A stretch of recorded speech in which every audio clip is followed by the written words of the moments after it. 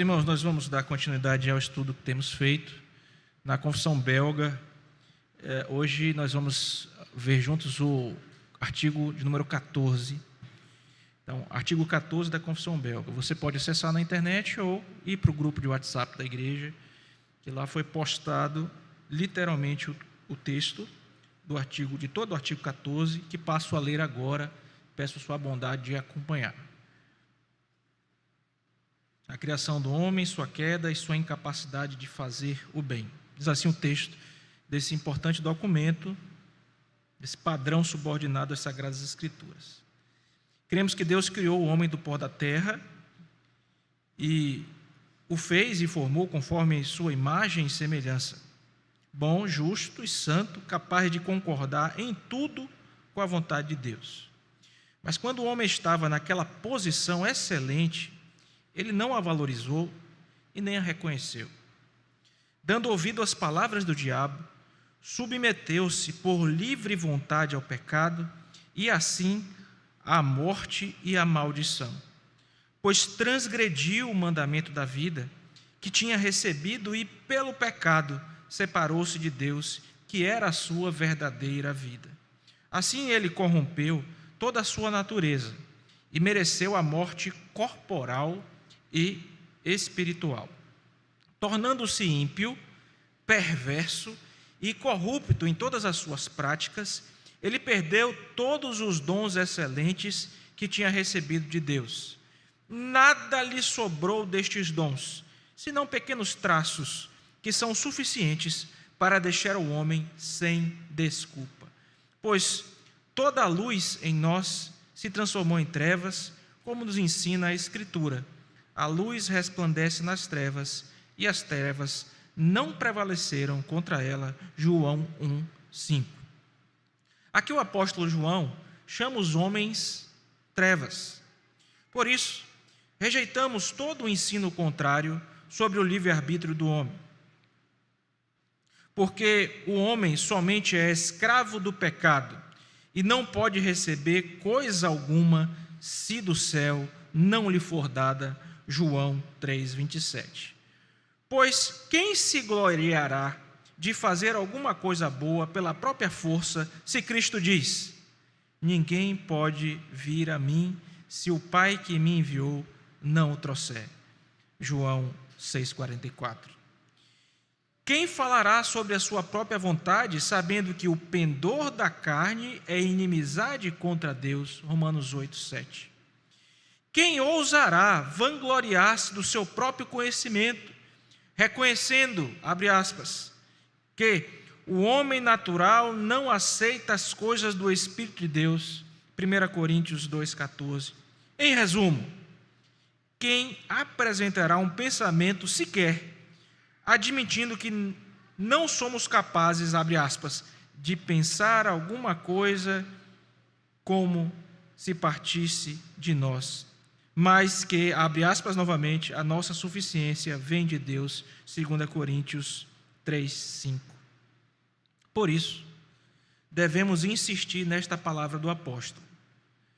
Está em Filipenses 2:13. Deus é quem efetua tanto o querer como o realizar, segundo a sua boa. Deus efetua em vós tanto o querer como o realizar, segundo a sua vontade.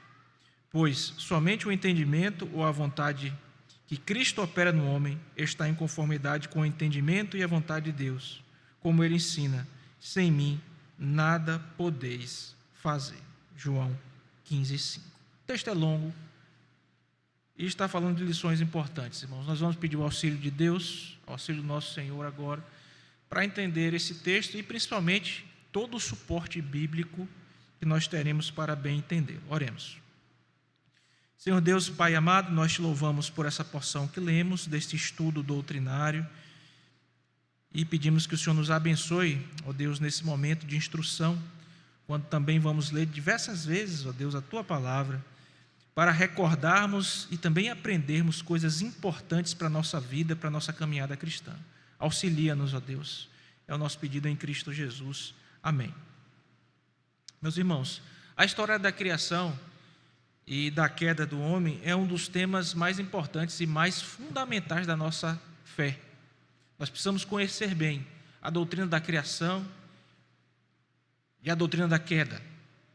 Eu costumo dizer para os meus alunos no seminário que se você não entende bem os primeiros capítulos de Gênesis, especialmente no que eles se relacionam à criação do homem, a sua providência, que é o capítulo 13, que nós ainda vamos ver, a queda do homem e também a proposta redentiva do nosso Deus para o homem, a gente vai ter muita dificuldade. Então, ler Gênesis, os primeiros capítulos de Gênesis, e conhecer tudo que está ali de forma pormenorizada é importantíssimo para nós. Especialmente isso que nós estamos vendo aqui neste artigo, nessa noite. A criação e a queda. Este estudo, irmãos, busca não apenas explorar a visão bíblica a respeito desses dois temas, mas também contrastar o que nós recebemos de forma saudável aqui na igreja com visões inadequadas a respeito do homem, da criação e da queda. Para isso, nós vamos começar examinando o exemplo de alguém, de um personagem, que ensinou diversos erros a respeito tanto da criação, quanto da queda, quanto da graça de Deus operando no homem, e esse personagem se chamava Pelágio. Você já deve ter ouvido falar sobre ele. Se você quer estudar mais sobre Pelágio, você pode fazer uma busca simples depois em casa na internet e você vai ver, vai encontrar bastante coisa de forma muito fácil sobre este monge britânico que no final do século IV e início do século V ensinava que o homem possuía uma capacidade inerente a ele de fazer o bem. Então, o que é que Pelágio ensinava? O homem pode fazer o bem, mesmo depois da queda. O homem tem uma capacidade inerente de fazer o bem, e isso sem a necessidade da graça divina operando nele. Veja, segundo este homem, segundo Pelágio, a queda afetou somente a Adão. A queda não passou, os efeitos da queda não passaram para a descendência. Então, a capacidade humana de fazer, de escolher o bem, continua nos descendentes de Adão. O problema foi só com Adão. E em sua carta, ele tem um livro chamado Carta a Demétrias, ele afirmou, literalmente, uma fala dele aqui: o fato de podermos fazer o bem e evitar o mal depende de nós, porque sempre permaneceremos livres para fazer ou não fazer algo, porque nós temos vontade própria. Você percebe o que está sendo ensinado aqui? Esse ensino, conhecido como pelagianismo, foi severamente combatido pelos teólogos da igreja. No tempo do próprio Pelágio, levantou-se um homem de Deus que você já deve ter ouvido falar, Santo Agostinho, que mostrou claramente nas Escrituras o nosso pecado, o nosso estado de miséria que vimos lá no Catecismo de Heidelberg, aquilo que mais atualmente nós chamamos de depravação total. A visão pelagiana minimiza os efeitos da queda. A visão pelagiana neutraliza a necessidade da graça divina operando no pecador, enquanto que a visão bíblica enfatiza a total dependência do homem com relação a Deus, a sua depravação, a sua queda e a incapacidade do homem de realizar boas obras e de salvar-se. Pastor, esse negócio está longe, negócio de Pelágio, será que está longe? Nós temos igrejas, aliás, a grande maioria das denominações do Brasil expressam versões um pouco mais fracas, um pouco mais tímidas de pelagianismo. Somente nós, os reformados, que escapamos dessas coisas. Então, esse ensino está aqui, está presente, está no nosso cotidiano, está no nosso dia a dia. E hoje, irmãos, com a graça de Deus, nós vamos ver que precisamos aprofundar o estudo sobre isso, da criação, da queda, da incapacidade nossa de fazer o bem, explorando o que a Escritura vai nos ensinar a respeito da nossa corrupção e da necessidade que nós temos da graça de Deus operando em nós. Totalmente contrário do que Pelágio, nós não podemos fazer o bem, nós caímos em nosso pai Adão e somos totalmente carentes da ação da graça de Deus em nós. De forma que, se nós pudéssemos resumir todo esse artigo em uma proposição para você levar para casa e meditar nela, guardar no coração, pensar nela durante o restante da semana, a proposição seria essa: o homem pecou e necessita da graça de Deus. Entenda que ele foi criado bom, em primeiro lugar. Segundo lugar, que ele corrompeu-se pelo pecado. Terceiro lugar, que ele perdeu a comunhão com Deus. E quarto lugar, que ele depende totalmente da graça de Deus para fazer qualquer coisa boa e para se salvar. Vamos repetir? O homem pecou e necessita da graça de Deus.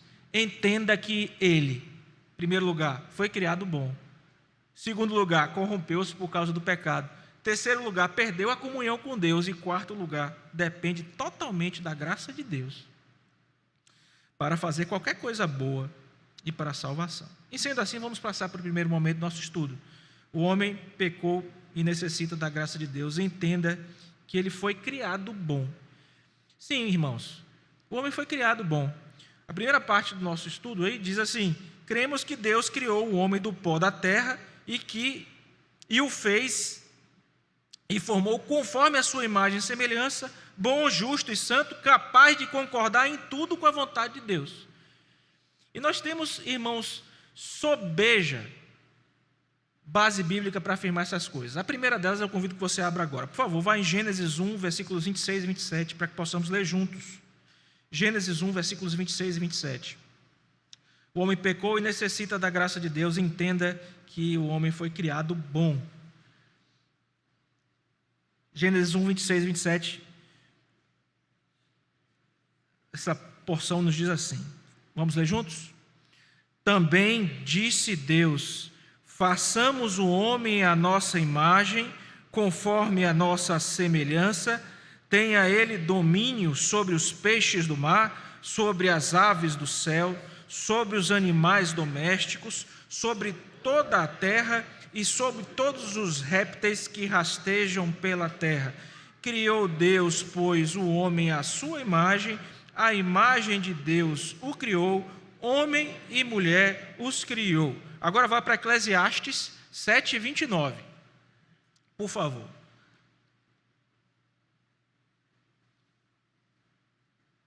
Mais uma vez, a uma só voz, vamos ler esse texto, Eclesiastes 7, 29. Todos acharam? Vamos lá. Eis o que tão somente achei, que Deus fez o homem reto, mas ele se meteu em muitas astúcias. Olha que coisa. O homem foi criado bom. Foi criado à imagem e semelhança de Deus. Criou da terra, do pó da terra, daí a palavra Adão, né? Significa isso, terra em hebraico. E Deus criou o homem com a capacidade, como a gente já viu, vou passar mais rápido sobre isso, estudamos recentemente a doutrina da criação com o nosso pastor. Soprou o fôlego de vida em nosso pai Adão. Ele foi criado à sua imagem e semelhança. Ele era um ser moral, um ser espiritual, um ser racional, um ser que precisava expressar a bondade, a justiça e a santidade de Deus. Foi criado para relacionar-se com Deus, superior a todas as demais criaturas. Recebeu os mandatos criacionais, mandato cultural, mandato social, mandato espiritual. Ele era a cereja do bolo. Criatura especial, dotada de tantas bênçãos. Foi criado bom, foi criado reto para se relacionar com Deus.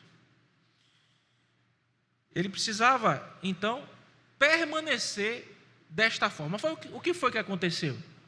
Nós conhecemos bem, não é, irmão? Infelizmente, como a gente vai ver daqui a pouco no ponto 2, ele caiu. Ele pecou. Pense aí numa ilustração para ajudar você a entender uma coisa. A entender essa primeira parte aqui do nosso estudo, que o homem pecou e necessita da graça de Deus, entenda que ele foi criado bom. Pense aí numa obra-prima de um artista muito habilidoso, onde cada detalhe é minuciosamente planejado, minuciosamente executado, para refletir a intenção do artista. Quando Deus formou o homem, irmãos, quando nós olhamos para a nossa estrutura, para toda a criação, especialmente para o homem, nós percebemos a grandeza do nosso Deus que nos criou. Só que o que foi que aconteceu, irmãos? O homem foi criado como essa obra-prima, bom, para desfrutar essa comunhão com o Criador, mas veio a queda. E o homem destruiu-se. O homem passou a ser manchado pelo pecado, como nós veremos daqui a pouco. E a primeira parte do nosso estudo, ela é simples assim. Você foi criado bom. Sim, nós fomos criados bons. Nosso pai Adão era justo, era reto. Obviamente, isso tem algumas aplicações para nós. Primeira delas, reconheça a dignidade humana. Todo ser humano é criado à imagem e semelhança de Deus. Foi criado bom. O pessoal diz que as noções de dignidade da pessoa humana surgiram com os operadores de direito, outros vão falar que surgiram com os filósofos, outros vão falar que surgiu na Revolução Francesa com os princípios de igualdade, fraternidade e liberdade. Não. A noção de valorização da dignidade humana está presente na palavra de Deus, porque o homem foi criado à imagem e semelhança de Deus. Cada ser humano tem o seu valor porque é a imagem de Deus. Primeira aplicação. O valor, irmãos, da vida de um ser humano, mesmo depois da queda, permanece, porque aquele ser humano é a imagem de Deus.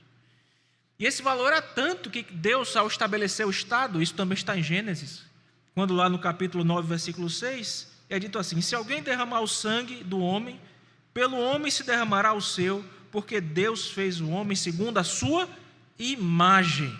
Ele constitui, portanto, a pena de morte aplicada por um governo humano sob a autoridade de Deus, e aqui está o princípio de Estado nesse versículo. No início de Gênesis está tudo, irmãos. Dignidade da pessoa humana. Segunda aplicação. Irmãos, como nós devemos buscar refletir esse caráter de Deus, Deus que nos criou, né? Como portadores da imagem de Deus, e nós crentes especialmente, né, que temos a imagem renovada, ela foi quebrada pelo pecado, né? Aquela figura de uma pedra lançada no espelho, quando o homem chega, o pecador chega de frente para o espelho, ele vê o espelho todo quebrado, o efeito da queda na imagem de Deus. Só que a nossa imagem é restaurada em Cristo Jesus. E você, como portador dessa imagem, tem que refletir o caráter santo do Deus que você ama e serve. Crescer em santidade, moldar a sua vida pelo caráter de Cristo Jesus, que morreu na cruz do Calvário justamente para isso. Há um versículo que nos apoia essa ideia, irmãos, Efésios 4, 24. E vos revistais do novo homem, criado segundo Deus, em justiça e retidão procedentes da verdade. Então, até aqui, de forma simples, nós vimos que o homem pecou e necessita da graça de Deus. Entenda que foi criado bom. Segundo momento aqui do nosso estudo, irmãos, nós vamos ver que o homem pecou e necessita da graça de Deus. Entenda que o homem se corrompeu com o pecado. A segunda parte aqui do nosso texto da confissão diz assim: mas quando o homem estava naquela posição excelente, ele não a valorizou e nem a reconheceu. Dando ouvidos às palavras do diabo, submeteu-se por livre vontade ao pecado, e assim à morte e à maldição. Dois textos bíblicos que nós vamos ler, irmãos, nós poderíamos separar vários, que vão provar estas assertivas aqui. O primeiro deles, vá por favor para Gênesis capítulo 3, versículos 6 e 7, que mais uma vez nós vamos ler juntos. Gênesis 3, versículos 6 e 7. Diz assim a palavra de Deus, leiamos. Vendo a mulher que a árvore era boa para se comer, agradável aos olhos e árvore desejável para dar entendimento, tomou-lhe do fruto e comeu, e deu também ao marido, e ele comeu. Abriram-se então os olhos de ambos, e, percebendo que estavam nus, coseram folhas de figueira e fizeram cintas para si. Agora vá, por favor, para Romanos 5:12. Nós estamos vendo que o homem pecou e necessita da graça de Deus. Entenda que ele se corrompeu pelo pecado. Acabamos de ler sobre o pecado, agora vamos ver o que o texto de Romanos 5:12 nos ensina. Diz assim, leamos a uma só voz, irmãos.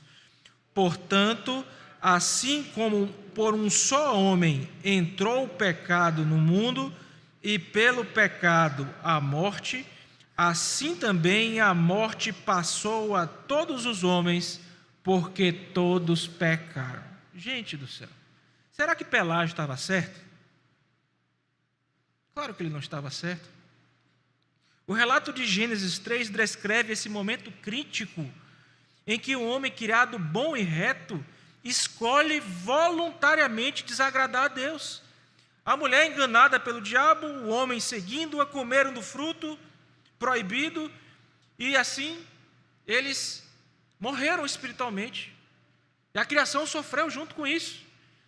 Você vai lembrar, certamente, nós já estudamos isso, que o homem foi criado com o livre-arbítrio.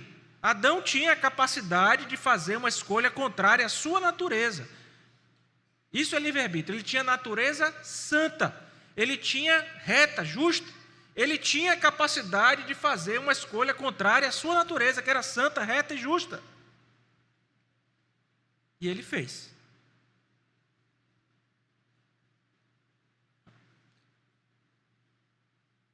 E quando fez, morreu, pecou. Queda, doutrina que nós bem conhecemos. Essa transgressão, irmãos, foi uma rebeldia contra o mandamento divino. Foi a quebra do pacto das obras que nós já estudamos aqui também. A consequência imediata foi a abertura dos olhos para a própria vergonha, cobrir a nudez, marcando ali o início de uma existência marcada ali, cravejada de coisas ruins, de corrupção, de separação para com Deus, de inimizade. O homem morreu. Veio a morte física, veio a morte espiritual. E a morte eterna, que também está separada para os que permanecem nessa situação. Irmãos, uma ilustração para mostrar aqui que o homem pecou e necessita da graça de Deus, entenda que ele se corrompeu pelo pecado. Pense aí numa bela obra de porcelana, perfeita na sua criação. Se essa peça, de repente, está ali na mão do seu criador, do seu autor, ela cai e quebra. É óbvio, né, que ela vai mudar, a forma dela vai mudar.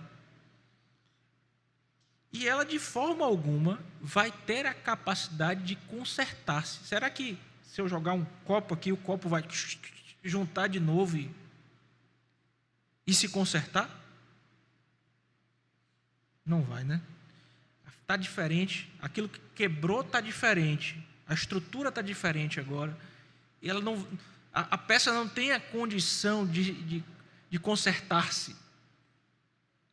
Assim se deu com o homem, irmãos. A desobediência resultou em uma quebra. Essa quebra tem vários sentidos, no relacionamento com Deus, numa agressão à sua própria natureza. Ele não tem mais condição de, por si só, reverter essa situação onde ele se encontra. E isso foi aplicado não somente nosso pai Adão, mas nele e em toda a sua descendência, como nós acabamos de ler o texto de Romanos. Então, a partir dali, todo ser humano nasce pecador. Davi, Salmo 51, né? Em pecado me concebeu a minha mãe.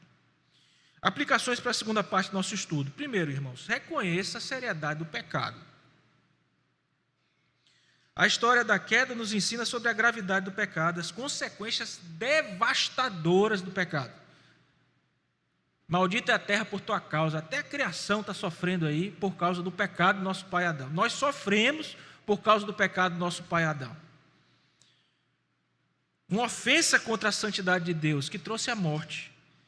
Isaías 59:2 diz: mas as vossas iniquidades fazem separação entre vós e o vosso Deus, e os vossos pecados encobrem o seu rosto de vós,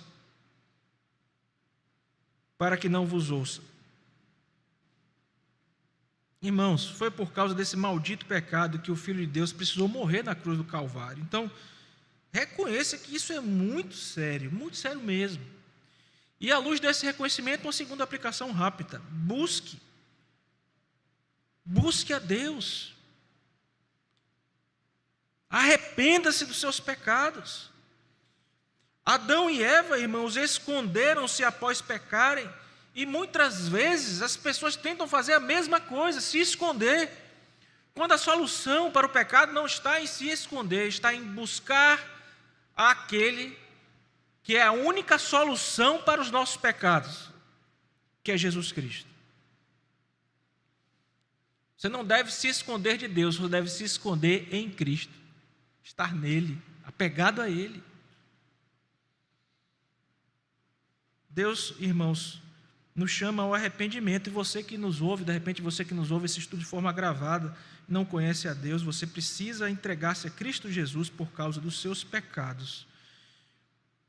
1 João, no capítulo 1, versículo 9 diz: se confessarmos os nossos pecados, Ele é fiel e justo para nos perdoar os pecados e nos purificar de toda a injustiça. O homem pecou e necessita da graça de Deus. Nós já vimos que ele foi criado bom e que ele corrompeu-se pelo pecado. Terceiro momento do nosso estudo, irmãos: ele perdeu a comunhão com Deus. O homem pecou e necessita da graça de Deus. Entenda que ele perdeu a comunhão com Deus.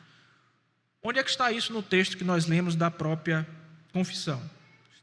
No seguinte momento, tem um pois aí, você consegue acompanhar. Pois transgrediu o mandamento da vida que tinha recebido, e pelo pecado, como acabamos de ver, separou-se de Deus, que era a sua verdadeira vida. Assim ele corrompeu toda a sua natureza e mereceu a morte corporal e espiritual. Irmãos, 2 versículos aqui, não é? Esse versículo que nós já citamos de Isaías 59, que diz que os nossos pecados é que fazem separação entre nós e Deus. Quando não tínhamos Cristo em nossa vida, nós estávamos separados, éramos inimigos. As pessoas que estão vivendo aí fora estão vivendo em inimizade para com Deus. Estão mortas em seus pecados e por elas mesmas, elas não conseguem fazer nada para lidar com isso. A Bíblia diz que quem comete pecado é escravo do pecado. Estão aí caminhando a passos largos para o inferno, para o lago de fogo e enxofre. Essa também era a minha e a sua situação. Essa separação, ela está ilustrada em um texto de Gênesis. Por favor, veja aí, Gênesis 3, 23 e 24. Gênesis 3, 23 e 24. Eu quero convidar você a ler comigo mais uma vez também. Diz assim o texto sagrado. Leiamos juntos. O Senhor Deus, por isso, o lançou fora do jardim do Éden, a fim de lavrar a terra de que fora tomado. E expulso o homem, colocou querubins ao oriente do jardim do Éden, e o refugio de uma espada que se revolvia para guardar o caminho da árvore da vida. O que é que a gente tem aqui, irmãos? O pecado de Adão claramente trouxe consequências drásticas, tanto consequências imediatas quanto futuras, e o resultado foi a perda, ali já naquele momento, da comunhão que ele tinha com Deus. Já foi expulso do local que Deus tinha criado, da presença de Deus. Daí o texto de Isaías 59:2, nossas iniquidades fazem separação. E aqui esse texto de Gênesis 3, 23 e 24, vemos o homem sendo expulso do jardim, essa figura do homem agora separado, do homem longe de Deus. Uma ilustração para você entender isso. Imagine um filho rebelde. Acho que deve ser a pior coisa de um pai, né? Criar um filho e o filho se rebelar, se tornar uma pessoa rebelde. Deve ser terrível experimentar uma coisa dessa. Tem um amigo muito querido, irmãos, que está passando por isso recentemente. E ele, inclusive, está colocando, é um homem usado no mundo, mundialmente, para lidar com várias questões e enfrentando a dificuldade com um dos seus filhos. Ele está colocando seu presbiterato, suas atuações internacionais na Igreja Reformada, todas de lado, dizendo: irmãos, eu entendo se eu não puder fazer mais parte disso e disso e disso, porque meu filho está sob a minha responsabilidade e ele está cometendo isso. Que coisa terrível, um filho rebelde. Ele, com um comportamento assim, perde alguma coisa se o pai, de repente, resolver tomar uma medida mais drástica. Não perde. Se, de repente, um pai pega um filho rebelde e expulsa o filho do lar. Ele perde o conforto da casa, perde a intimidade, perde a convivência com o pai. E isso é terrível, não é? Terrível. Nós perdemos muito, irmãos, com o nosso pecado. Uma situação terrível, que nos conduz a algumas aplicações para esse terceiro momento. Primeiro, precisamos reconhecer essa separação que o pecado faz. Entender que, irmãos, o pecado é algo que cria uma barreira entre os homens perdidos aí e Deus. Essa separação é a raiz, esse pecado é a raiz de todos os problemas que nós enfrentamos, espirituais, existenciais. Romanos 3,23 diz: pois todos pecaram e carecem da glória de Deus. E obviamente isso nos conduz a uma segunda aplicação, que está vinculada obviamente a quem não conhece a Deus. Se você ainda não conhece, busque a reconciliação com Deus. Ciente de que você está longe por causa do seu pecado, a única solução para você é a reconciliação com Deus, por meio do nosso Senhor e Salvador Jesus Cristo, em seu sacrifício na cruz do Calvário. 2 Coríntios 5, 18 e 19 nos diz: ora, tudo provém de Deus, que nos reconciliou consigo mesmo por meio de Cristo, e nos deu, irmãos, o ministério da reconciliação, a saber que Deus estava em Cristo, reconciliando o mundo, não imputando aos homens as suas transgressões, e Ele nos confiou esse ministério da reconciliação. Então, irmãos, nós somos os portadores dessa mensagem. Pecado separa o homem de Deus, mas em Cristo o homem é reconciliado. Vimos até aqui, irmãos, que o homem pecou e necessita da graça de Deus. Ele foi criado bom, corrompeu-se pelo pecado, perdeu a comunhão com Deus e, em último lugar, para encerrarmos, ele depende totalmente da graça de Deus para fazer qualquer coisa boa, e especialmente para a salvação. Onde é que está isso, irmãos? Na parte maior aí do texto da Confissão Belga. Você vai pegar aí a partir do tornando-se. Dá uma olhada aí, por favor, para o texto. Tornando-se ímpio. E o que é interessante dessa porção, e aliás, da própria Confissão Belga, é que, diferente de alguns outros padrões reformados, eles colocam citações do texto bíblico no próprio corpo do texto, explicando coisas. Eu acho isso muito proveitoso. Aliás, a Confissão Belga é conhecida pela sua facilidade. Dos documentos reformados, é um documento que é muito facilmente entendido, e nós já vimos que ele tinha propósito, inclusive, de instrução de jovens, como também o fora o Catecismo de Heidelberg. Então, olha aí, por favor, a partir do tornando-se, para nós vermos a última parte aqui do nosso estudo. Entenda que o homem depende totalmente da graça de Deus para a salvação e para fazer qualquer ato bom, para fazer o bem. Diz assim o texto da Confissão Belga: tornando-se ímpio, perverso e corrupto em todas as suas práticas, ele, é o homem, perdeu todos os dons excelentes que tinha recebido de Deus. Nada lhe sobrou destes dons, senão pequenos traços, que são suficientes para deixar o homem sem desculpa, pois toda a luz em nós se tornou em trevas, como nos ensina a Escritura. A luz resplandece nas trevas, e as trevas não prevaleceram contra ela. João 1:5. Veja aqui o texto já bíblico, já aplicado no próprio corpo do texto da confissão. Que bênção. Depois segue. Aqui o apóstolo João chama os homens trevas. Por isso rejeitamos todo o ensino sobre o livre-arbítrio do homem, porque o homem somente é escravo do pecado e não pode coisa alguma se do céu não lhe for dada.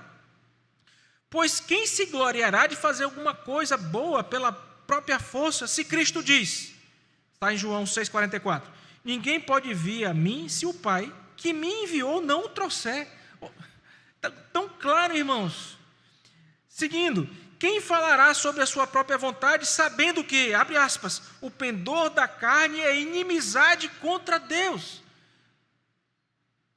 Quem ousará vangloriar-se do seu próprio conhecimento, reconhecendo que, abre aspas mais uma vez, o homem natural não aceita as coisas do Espírito de Deus, 1 Coríntios 2,14. Em resumo, quem apresentará um pensamento sequer, admitindo que não somos, citando aqui 2 Coríntios 3,5, capazes de pensar alguma coisa como se partisse de nós, mas que a nossa suficiência vem de Deus. E aqui ele arremata, para concluir isso tudo. Para concluir o capítulo dele lá. Por isso, devemos insistir nesta palavra do apóstolo. Ele está se referindo a Paulo. Deus é quem efetua em vós tanto querer como realizar segundo a sua vontade. Pois somente o entendimento à vontade que Cristo opera no homem está em conformidade com o entendimento e vontade de Deus, como ele ensina, sem mim nada podeis fazer. Oh, irmãos, que ensino precioso, que ensino maravilhoso. Nós conhecemos bem mesmo o texto de Efésios, capítulo 2, versículos 8 e 9. Porque pela graça sois salvos, mediante a fé. Isso não vem de vós, é dom de Deus, não de obras, para que ninguém se glorie. Conhecemos de cabeça esse texto. Conhecemos também João 15, 5. Eu sou a videira, vós os ramos, quem permanece em mim e eu nele, esse dá muito fruto, porque sem mim nada podeis fazer. O que é que nós temos aqui a nível de explicação dessa última parte, irmãos? Que após a queda o homem tornou-se completamente incapaz de agradar a Deus por suas próprias forças. Você vai chegar e olhar para uma pessoa aí fora e vai dizer, mas ele é bom pai, ele é bom filho, é bom funcionário, é bom marido, só falta ser crente. Já viu isso aí? Já viu alguém falando assim? Ou você mesmo já falou assim? Tudo que esse homem está fazendo, que você está dizendo que é bom, está sendo feito fora de Cristo. E sendo feito fora de Cristo, não tem valor salvífico nenhum. Sabe qual é o valor salvífico daquilo? Zero. Sem mim, nada podeis fazer. Sem mim, o trabalho é vão. É vão. É fruto da graça comum. Aquela graça que opera em todos os homens, é indistintamente Deus graciosamente minorando ali a maldade deles. A corrupção do pecado, portanto, irmãos, afetou todas as áreas do homem, tornou o homem escravo do pecado. A salvação e a capacidade de fazer o bem não está mais no homem. Eu gosto daquelas séries de zumbi da Netflix, Prime Video, o que seja, né? Você olha ali para um zumbi, aquele é o retrato do homem sem Cristo. E parece que as séries acertam, porque a série do zumbi é sempre querendo comer, né? Comer um ou outro, e comer mesmo, fisicamente, né? Comer ali e tal. É isso mesmo, tudo se destruindo aí fora, um querendo passar por cima do outro, sem Cristo, como zumbis. Pode um morto optar pela vida? Não tem como, está morto. Morto, escravo do pecado. E por isso que Efésios 2, 8 e 9 diz, a salvação é um dom de Deus, não é resultado de obras, para que ninguém se glorie. É por isso que João ensina que o Senhor Jesus disse, olha, sem mim vocês não podem fazer nada, nós estamos totalmente dependentes da sua graça, do poder de Deus, para nós produzirmos frutos espirituais. Agora você imagine aqui a videira, e você imagine um galho cortado da videira e lançado do lado da videira. Aquele galho que está ali do lado, ele vai conseguir frutificar alguma coisa, meus irmãos? O que é que vai acontecer com o galho? Vai secar. Ou seja, sem a conexão vital com Cristo Jesus, nós somos incapazes de realizar qualquer bem espiritual. E muito menos de nos salvar. Diante disso, duas aplicações. Reconheça a dependência total de Deus. Irmãos, e que isso gere gratidão. Entenda que todos os seus esforços são inúteis. Se você está vendo esse estudo aqui, não tem como você chegar perto de Deus na força do seu braço. Você precisa se arrepender dos seus pecados e entregar sua vida a Jesus Cristo. Confiar no sacrifício que Ele fez na cruz do Calvário. Não é com a força do seu braço que você luta contra o pecado, você luta com a força que Cristo lhe dá, com a força que Cristo supre. Tito, carta que Paulo escreveu, em certo lugar diz assim: não por obras de justiça praticadas por nós, mas segundo sua misericórdia, Ele nos salvou mediante o lavar regenerador e renovador do Espírito Santo. Louvado seja Deus por isso. Então, irmãos, à luz dessa verdade, a gente não tem como reagir diferente senão buscar crescer em Cristo Jesus. E você está fazendo isso agora, né? Orando. Como é que eu cresço em Cristo? Orando, aprendendo a palavra, aprendendo a doutrina, que é vida. Para concluir, irmãos, nós vimos aqui sobre a criação do homem, já tinha sido estudado, passamos rapidamente, vimos sobre a queda, vimos sobre a incapacidade do homem fazer o bem fora de Cristo Jesus e que esse homem está separado.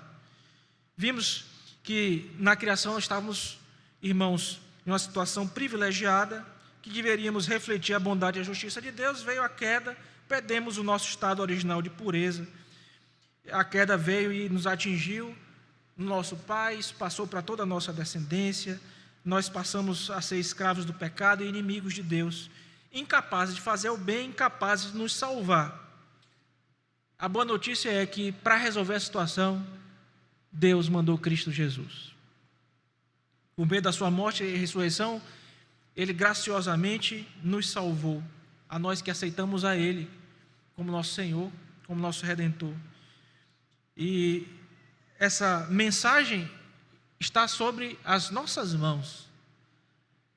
A igreja é coluna e baluarte da verdade. Nós somos aqueles que têm a mensagem da reconciliação, aqueles que são chamados para dizer que em Cristo Deus está reconciliando consigo todas as coisas. Que possamos nos lembrar sempre que sem Cristo nada podemos fazer, mas que nele nós somos tirados da condição de inimigos para a condição de filhos, e de filhos feitos proclamadores da mensagem que salva, que é o próprio Cristo. Que Ele aplique a sua palavra e os ensinos desse importante documento confessional aos nossos corações. Amém.